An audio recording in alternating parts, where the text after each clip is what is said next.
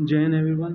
तो आज हम बात करेंगे दोस्तों कि हमारा जो कि है क्या identification of electrical vehicle demand. Electric vehicle का क्या क्या डिमांड है उसके बारे में आज हम बात करेंगे दोस्तों। तो इलेक्ट्रिक व्हीकल का जो डिमांड है उसके बारे में हम बात करेंगे। तो पहला क्वेश्चन हमारा क्या है, discuss the parameter of to identify the demand of electric vehicle. दोस्तों तो इलेक्ट्रिक व्हीकल के डिमांड का, इलेक्ट्रिक व्हीकल की चार्जिंग का क्या डिमांड है उसके बारे में हम बात करेंगे। देखिए दोस्तों, पहले हमको क्या करना है कि अगर हमको डिमांड पता करना है इलेक्ट्रिक व्हीकल के चार्जिंग का, अगर हमको इलेक्ट्रिक व्हीकल के चार्जिंग का हमको डिमांड पता करना है तो हमको कई सारे टेक्निकल स्पेसिफिकेशन और ट्रैफिक पैटर्न हमको पता होना चाहिए। क्योंकि जब भी हम इलेक्ट्रिकल पैरामीटर को हम मेज़र करेंगे तो उस समय क्या होगा, हमें कई सारे उसके डिमांड, उसके आइडेंटिफिकेशन सारे कुछ हमको पता रहेगा। तब जाके हमको पता चलेगा कि आखिर में इलेक्ट्रिक व्हीकल का चार्जिंग वाला क्या डिमांड है। तो इसके कुछ पैरामीटर हैं, जैसे एक पैरामीटर हमारा कांस्टेंट पैरामीटर में क्या आता है, इलेक्ट्रिक व्हीकल पेनिट्रेशन लेवल। इसमें क्या होता है दोस्तों, जो हमारा इलेक्ट्रिक व्हीकल का पेनिट्रेशन लेवल मतलब क्या है कि जब हम इलेक्ट्रिक व्हीकल का हमको पता है उसका जो सिमुलेशन होता है वो डिपेंड किसके ऊपर रहता है कि जो हमारा इलेक्ट्रिक व्हीकल का जो सेल हो रहा है, पेनिट्रेशन मतलब क्या होता है कि इसका कितना पेनिट्रेट है, मार्केट में कितना डिमांड है उसके बारे में बात करेंगे। मतलब अगर मान लीजिए 100 व्हीकल भी तब बिका तो उसमें से इलेक्ट्रिक व्हीकल कितने हैं, वो होता है हमारा क्या, पेनिट्रेशन लेवल। वही चीज़ हमारा होता है पेनिट्रेशन लेवल। देखिए यहाँ पे लिखे assume the vehicle sale are proportional to the population change, the future sale trend all the country is increasing. वो बता रहा है कि जब हमारा इलेक्ट्रिक व्हीकल जो है उसका जो डिमांड है वो काफ़ी इंक्रीज होते जा रहा है, प्लस उसके साथ साथ जो हमारा डिमांड है इलेक्ट्रिक व्हीकल का वो काफ़ी हद तक इम्पॉर्टेंट होते जा रहा है। प्लस उसके साथ साथ दोस्तों, जो हमारा इलेक्ट्रिक व्हीकल का रियलिस्टिक अगर सिनारियो बात करें तो उसका हर 15% जितना भी हम टोटल व्हीकल यूज करेंगे 2030 में, जितने भी व्हीकल हम यूज करेंगे उसमें से 15% जो हमारा टोटल इलेक्ट्रिक व्हीकल जो व्हीकल होगा वो हमारा इलेक्ट्रिक व्हीकल होगा। तो हमको इससे पता चलता है कितना अग्रेसिव सिनारियो है, कितना व्हीकल सेल का कितना अच्छा सिनारियो है कि 15% टोटल व्हीकल का हमारा इलेक्ट्रिक व्हीकल रहेगा। प्लस उसके साथ साथ हमारा क्या, उसका डिमांड के अंदर हमारा क्या आता है, चार्जिंग स्टेशन टेक्नोलॉजी। इसमें क्या होता है चार्जिंग स्टेशन टेक्नोलॉजी में कि अब देखिए इलेक्ट्रिक व्हीकल सब लोग तो ले लिया, लेकिन मेन बात चार्जिंग वाला स्टेशन, हर जगह चार्जिंग स्टेशन अवेलेबल होगा तभी जाके लोग खरीदेंगे उसे। तो वही चीज़ हमारा पैरामीटर है।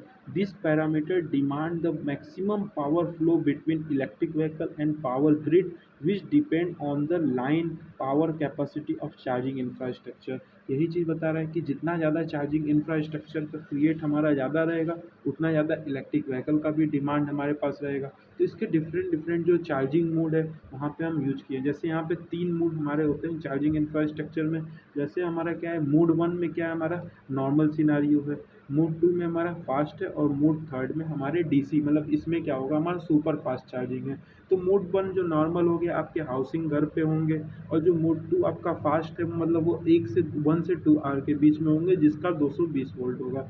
और मोड 3 में हमारा डीसी फास्ट चार्जिंग है जिसमें हमारा 15 से 20 मिनट मात्र लगेंगे चार्जिंग होने में। प्लस उसके साथ साथ एक और चीज़ है कि जब भी कोई चार्जिंग मोड का हम सेलेक्शन करते हैं तो उसमें सबसे प्रोबेबिलिस्टिक जो वैल्यू आती है वो किसके ऊपर डिपेंड करती है, वो भी हमारा डिपेंड करता है कि चार्जिंग इंफ्रास्ट्रक्चर का कितना अच्छा योगदान है। प्लस उसके साथ साथ अगर हम बात करें अवेलेबिलिटी ऑफ चार्जर का, जो हमारा चार्जिंग का अवेलेबिलिटी क्या है उसके ऊपर भी सिनारियो डिफरेंट है दोस्तों। कि हमारा जो चार्जिंग है, अब आप देखे होंगे कि हमारा कई जगह एक तो पब्लिक चार्जिंग स्टेशन होता है, एक होम चार्जिंग स्टेशन होता है। तो वही चीज़ हमारा बोला है चार्जिंग आफ्टर लास्ट ट्रिप। जैसे होम चार्जिंग आपका एक हो गया तो उसका भी अवेलेबिलिटी होने की वजह से जो इलेक्ट्रिक व्हीकल का जो डिमांड होगा वो भी काफ़ी हद तक इम्पॉर्टेंट होगा। प्लस उसके साथ साथ हमारा क्या है, चार्जिंग पब्लिक या प्राइवेट चार्जिंग में क्या है वो भी अवेलेबल रहेगा। तो उससे हमको पता चलेगा कि इलेक्ट्रिक व्हीकल का चार्जिंग का डिमांड कितना है, प्लस उसके साथ साथ इलेक्ट्रिक व्हीकल का डिमांड कितना है वो इसके द्वारा, इस एस्पेक्ट के द्वारा हमको ये पता चलेगा।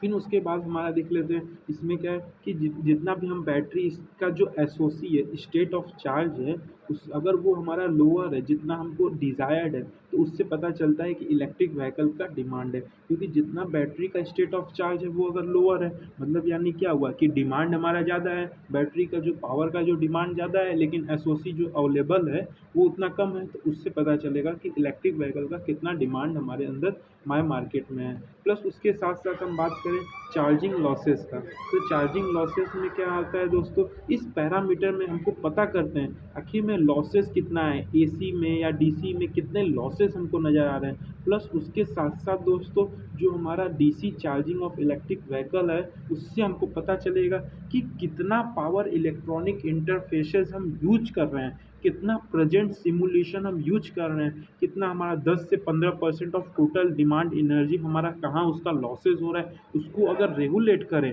तो हमारा कहीं ना कहीं इलेक्ट्रिक व्हीकल का डिमांड भी क्या होगा, इंक्रीज होगा। प्लस उसके साथ साथ चार्जिंग स्ट्रेटजी में क्या है दोस्तों कि आपको पता है कि जो इलेक्ट्रिक व्हीकल का इम्पैक्ट है, पेनिट्रेशन है पावर सिस्टम का, वो काफ़ी हद तक इम्पॉर्टेंट है। क्योंकि चार्जिंग स्ट्रेटजी जब से अच्छा नहीं होगा तब से हमारा डिमांड नहीं इंक्रीज होगा। तो इसी में हमारा क्या है चार्जिंग स्ट्रेटजी में दोस्तों, पहला हमारा डम्ब चार्जिंग है। डम्ब चार्जिंग में क्या है दोस्तों, अनप्लान्ड चार्जिंग है। अनप्लान मतलब प्लग किए, जहाँ पे आप देखे होंगे इलेक्ट्रिक व्हीकल अधिकतर क्या है, आप उन्होंने कहीं पे गए वहाँ पे प्लग किए और इलेक्ट्रिक व्हीकल आपका चार्ज होने लगा, यानी इसको हम क्या बोलते हैं, last trip of the day when charging point is available.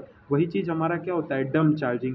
फिर उसके बाद जो हमारा होता है वो कौन सा होता है, multiple tariff charging. Multiple tariff charging में क्या होता है दोस्तों, ये हमारा एक नॉर्मली मार्केट में होता है, अवेलेबल होता है, जिससे हमारा जो डिमांड जब होता है तो मार्केट में गए, ये काफ़ी सस्ता भी होता है क्योंकि आप इसको घर पे लगा नहीं सकते, पब्लिक एरिया में अवेलेबल है, इसलिए हमारा क्या होता है, ये चीपर एनर्जी टैरिफ होता है जो कि हम इम्प्लीमेंट करते हैं, जिसके वजह से जो हमारा डिमांड होता है, ऑफ पीक आवर का डिमांड होता है, उस समय हमारा ये शिफ्टिंग ऑफ द एनर्जी भी यूज होता है। फिर उसके बाद अगर बात करें हम स्मार्ट चार्जिंग का, तो स्मार्ट चार्जिंग में क्या है, इस स्ट्रेटजी का हमारा क्या है, स्मार्ट चार्जिंग में हमारा by directional power flow exist होता है। जो इलेक्ट्रिक व्हीकल या पावर ग्रिड है दोस्तों, इसमें क्या होता है, जो स्ट्रेटजी होता है हमारा by directional flow of energy होता है, उससे हमको पता चलता है कि जो हमारा इलेक्ट्रिक व्हीकल का मोबिलिटी है, कितना 2 से 4 घंटे के अंदर अंदर कितना वो चार्ज कर दे रहा है, कितना रिस्पेक्टिव जो हमको जितना रिक्वायरमेंट है,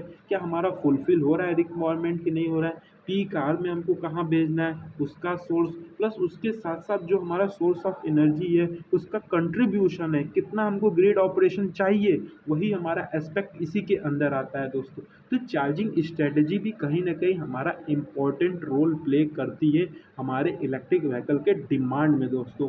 प्लस उसके साथ साथ हमारा क्या बात करते हैं, प्रोबेबिलिस्टिक पैरामीटर। इसके अंदर क्या होता है दोस्तों कि हमारा जो इलेक्ट्रिक व्हीकल का क्लासिफिकेशन हम अधिकतर देखते हैं 2 टाइप का, एक तो प्लग इन हाइब्रिड है और एक हमारा प्योर बैटरी है। प्लग इन हाइब्रिड में हमारा क्या है, इंटरनल कंबंसन इंजन भी लगा हुआ है जिस फ्यूल सेल से हमारा चल सकता है, और वहीं हमारा प्योर बैटरी है, इलेक्ट्रिक व्हीकल में प्योर बैटरी है। तो यही हमको पता चलेगा कि आखिर में जो इलेक्ट्रिक व्हीकल जो हम स्पेसिफिक बैटरी कैपेसिटी है उसका क्या मिनिमम वैल्यू है, क्या मैक्सिमम वैल्यू, जिससे हम क्या कर सकते हैं, उसको हम कंपेयर कर सकते हैं। तो कई सारे इसके एस्पेक्ट होते हैं कि कैसे वो मार्केट में डोमिनेट करे। जैसे ये कई सारे एग्जांपल है, L7E क्या है, स्मॉल सिटी पर्पज व्हीकल है, M1 क्या है, 4 सीटर पैसेंजर व्हीकल है, N1 क्या है, carry off the goods with maximum load and masses of 3500 kg, 3500 kg तक का भी ये काफ़ी हद तक डिमांड है दोस्तों। N1 वाला जो N2 वाला है क्या,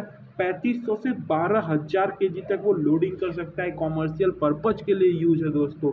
तो ये हमारा कहीं ना कहीं जो प्रोबेबिलिस्टिक पैरामीटर है उसके वजह से भी हमारा डिमांड बढ़ रहा है। तो ये पहले हमने देखा क्या, क्लासिफिकेशन ऑफ इलेक्ट्रिक व्हीकल कि कैसे L7E मतलब क्या है, स्मॉल सिटी पर्पज व्हीकल के लिए हो सकता है। M1 के लिए हमारा क्या है, जैसे 4 सीटर पैसेंजर व्हीकल है, कार हो गया, उसके लिए यूज हो सकता है। N1 में हमारा क्या होता है, 3500 केजी का जो भी हमारा होता है वो 3500 केजी का अगर उसमें गुड्स होता है उसको क्या कर सकते हैं, हम कैरी कर सकते हैं। और वहीं N2 में हमारा जो है मैक्सिमम मासेज इसका कितना है, 3500 से 1200 केजी तक का हम इसमें कॉमर्शियल पर्पज के लिए यूज कर सकते हैं। तो आपको पॉइंट रिमेंबर करना है, L7E, M1, N1, N2, N1 N2 loading के लिए, M1 हमारा 4 सीटर, L7E हमारा स्मॉल सिटी पर्पज व्हीकल। तो ये बात रहा डिफरेंट डिफरेंट पैरामीटर, जैसे हमने बात किया चार्जिंग स्ट्रेटजी, चार्जिंग लॉसेस, फिर उसके बाद कितना चार्जिंग इंफ्रास्ट्रक्चर उसके बारे में। अब एक चीज़ और कहीं ना कहीं प्रॉब्लमिस्टिक पैरामीटर हमको नज़र आता है, वो क्या है, distance travelling, daily travelling distance. उसी के हिसाब से हमारा इलेक्ट्रिक एनर्जी, इलेक्ट्रिक व्हीकल का भी डिमांड बढ़ता है दोस्तों।